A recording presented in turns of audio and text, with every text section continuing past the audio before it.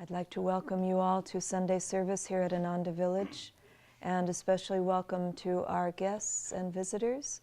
We're very happy to have you with us. I'd like to read now from Rays of the One Light. These are based on commentaries by Paramhansa Yogananda and written by Swami Kriyananda, commentaries of the Bible and the Bhagavad Gita.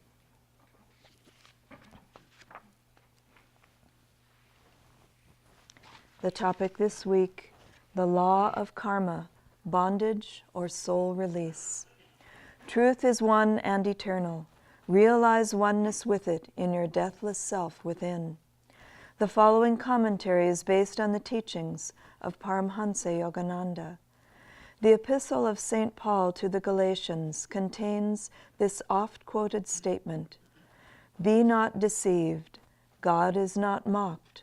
For whatsoever a man soweth, that shall he also reap." In Autobiography of a Yogi, Paramhansa Yogananda tells a story from the life of the Benares saint Trilanga Swami. A skeptic once determined to expose Trilanga as a charlatan. A large bucket of calcium lime mixture used in whitewashing walls was placed before the Swami. "Master," the materialist said in mock reverence, "I have brought you some clabbered milk. Please drink it." Trilanga unhesitatingly drained to the last drop the container full of burning lime. In a few minutes the evildoer fell to the ground in agony. "Help, Swami, help," he cried. "I am on fire. Forgive my wicked test." The great yogi broke his habitual silence. "Scoffer," he said, "you did not realize that when you offered me poison, that my life is one with your own. Except for my knowledge that God is present in my stomach, as in every atom of creation, the lime would have killed me. Now that you know the divine meaning of boomerang, never again play tricks on anyone." The well-purged sinner, healed by Trilanga's words, slunk feebly away. Yogananda goes on to say, "The reversal of pain was not due to any volition of the Master, but came about through unerring application of the law of justice, which upholds creation's farthest swinging orb. Men of God realization like Trilanga allow the divine law to operate instantaneously. They have banished forever all thwarting cross-currents of ego. Not by reason alone, but by self-realization are the ins and outs of destiny fully understood. Their web, though tied forever to the post of ego motivation, is too intricate to be perceived as a single thread. Only great masters can see it with clarity. It is visible to them in all its workings, not from within the tangle, but from above in superconsciousness. As Sri Krishna said in the 4th chapter of the Bhagavad Gita, "He who beholds inaction in action, and action in inaction, is wise among men. He is one with the Spirit. He has attained the true goal of action, perfect freedom." Thus, through Holy Scripture, God has spoken to mankind. Om, Om, Om.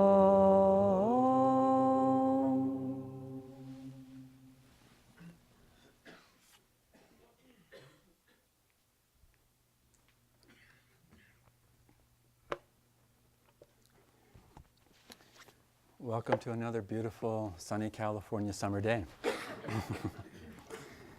For those that don't know who we are, my name is Pranaba and this is my wife Parvati. I'd like to read to you from Paramahansa Yogananda's book of Sacred Demands, Whispers from Eternity.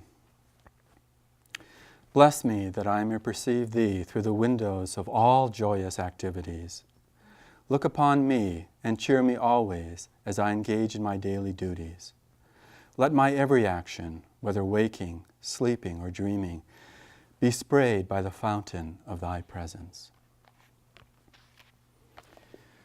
the concept of karma and the word karma is much more prevalent in society today than most of us even realize. Someone told me, or maybe I read about this TV show series that's been around for a number of years, and I don't remember the name of it, but its whole premise is that the main character is dealing with a list he has to correct all the bad past karma. And the word karma is used constantly, apparently, in every show.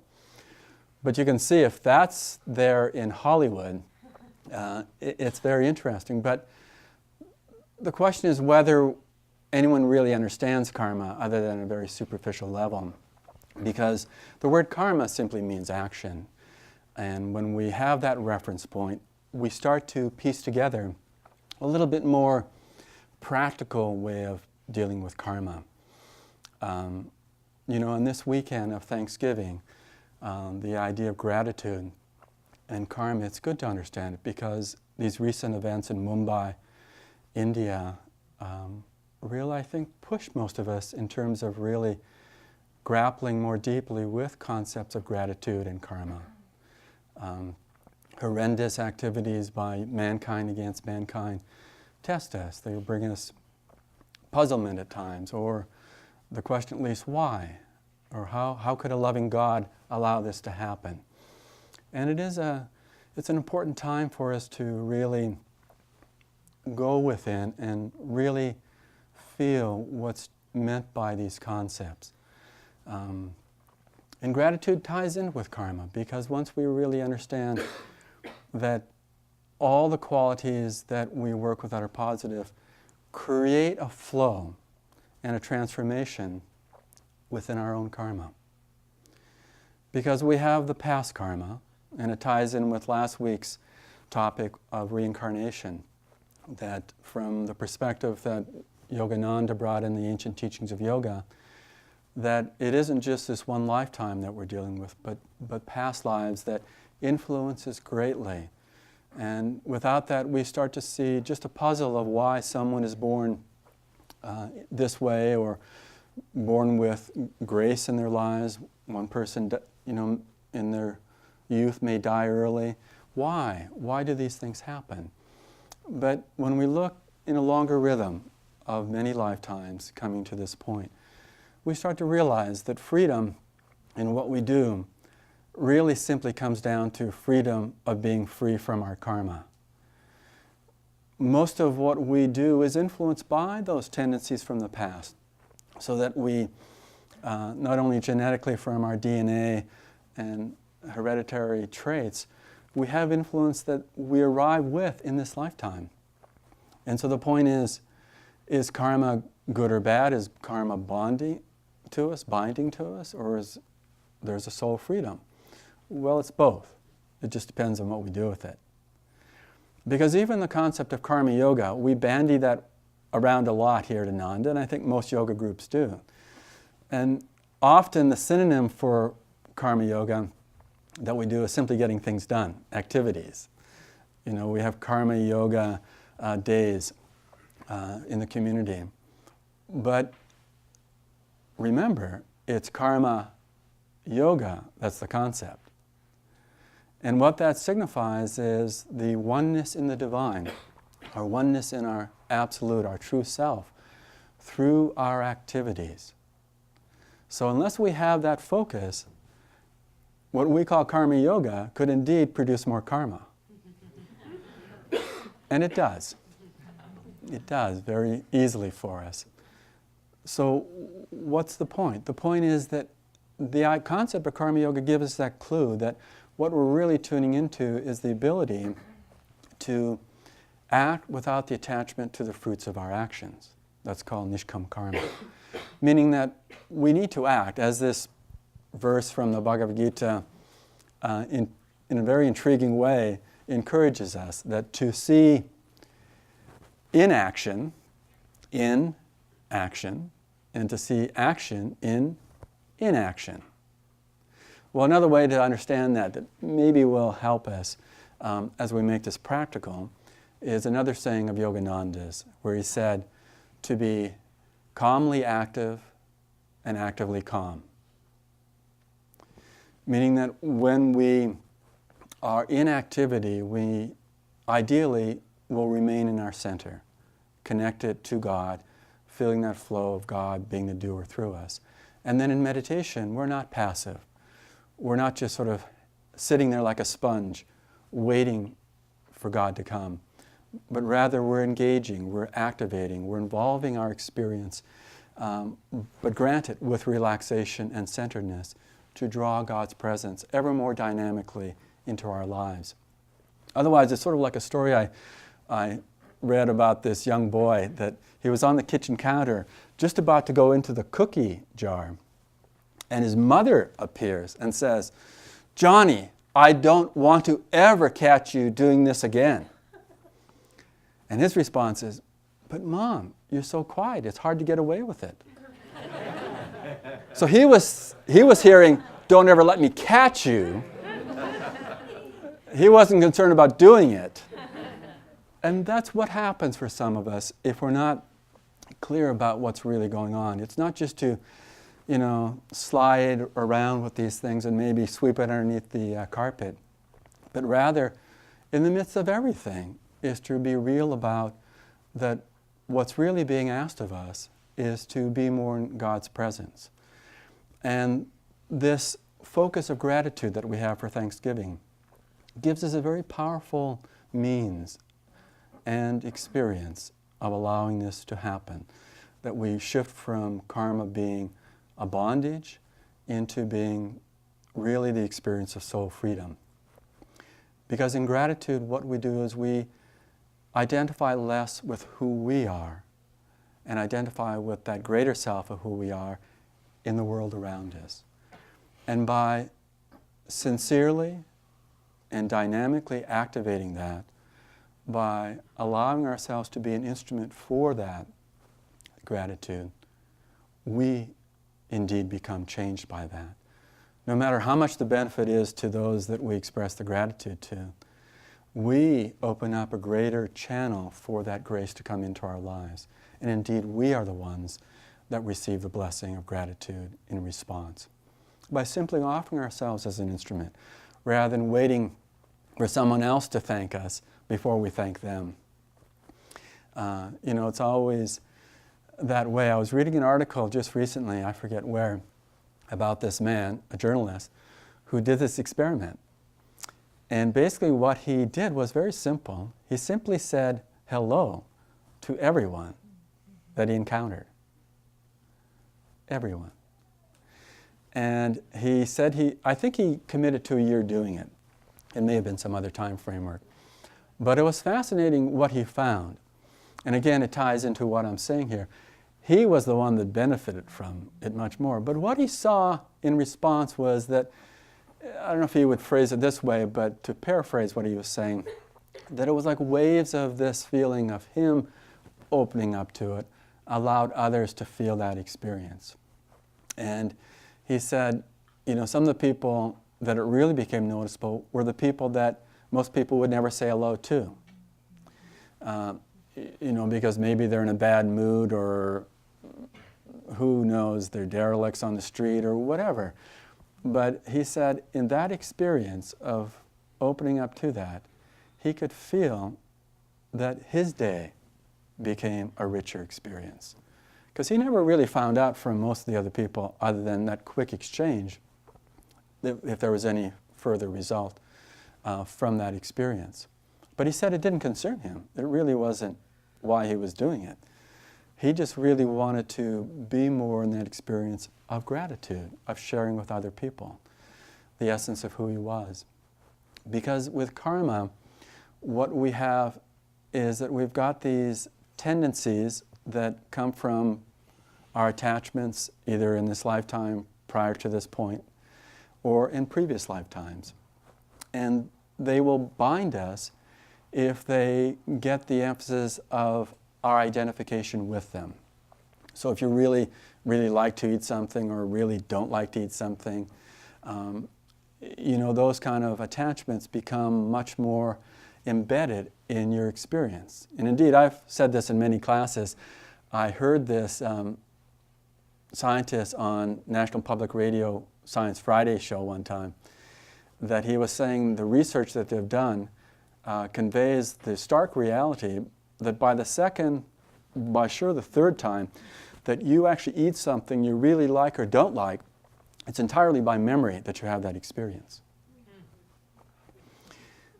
Which is pretty much this thing of karma, is that as you invest in something with energy, with an attachment to it, that you've embedded in the circuitry of your brain that roadway for that to reappear strongly the next time because you've put a lot of energy into it. So you can see how basic karma comes down to. It's not just the more dramatic things in life. It really is pervasive throughout who we are. And the thing is not to be caught by that, because inevitably if we feel our fate is sealed by our karma, we may just slouch down like Arjuna does in the epic story of the Mahabharata, that he slouches down, and it signifies that we lose the energy in the awakened spine. We lose the potential of being alive in superconsciousness, and we let that go. We slump. We slump maybe just in attitude, but we say, well, this is too vast. I mean, I've got so many things to work on. You know, where do I even start? How do I even get on with my life in a way that's productive? Well, the age-old advice is very simple: to take the next step. To take that which is before each one of us, to simply engage in what's in our life right now. It may be just putting a smile on our face to everybody and saying hello. It may be engaging more dynamically in our healing prayers for others, because that for sure is a reality change for us, because it really empowers us to feel a grace. If we're really tuning into sending healing energy out, we feel that power. We feel that grace in ourselves. But it may be with the attitudes. It may be shifting into just a slight shift of one attitude and seeing its more positive magnetic experience for us. So it isn't as if it's we're here and by golly, there's a long way to go.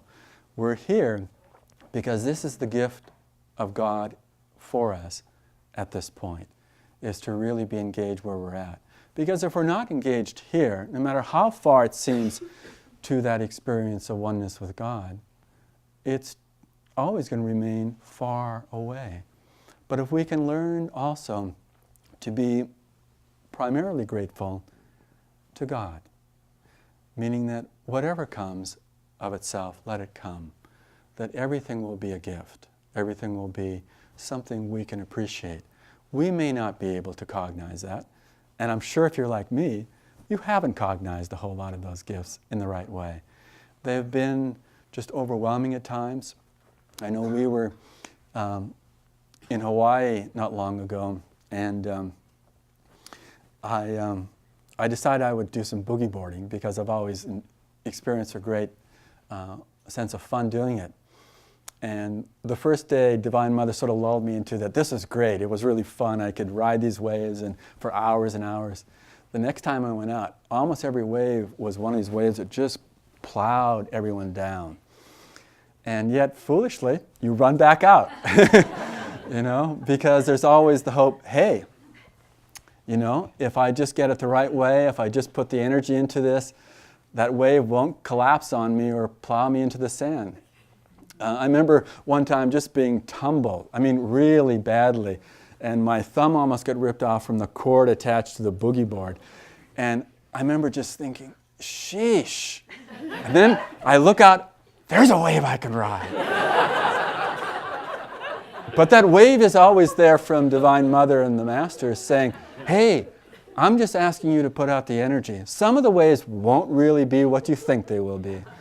But it doesn't matter.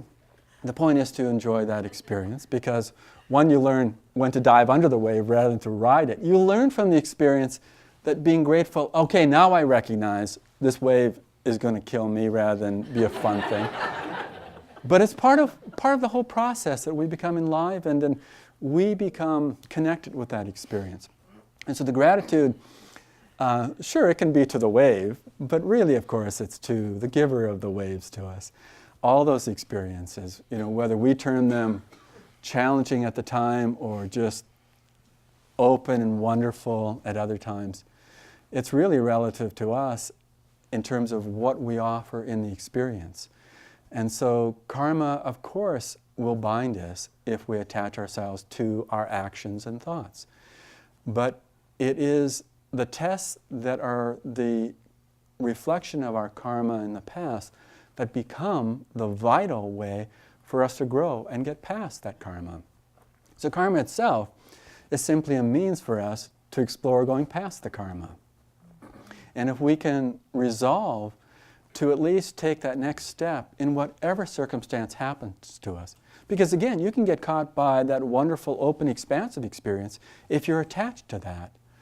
You know, as I jokingly said, another California beautiful sunny summer day. You know, part of me just really thrives on having sunny days like today.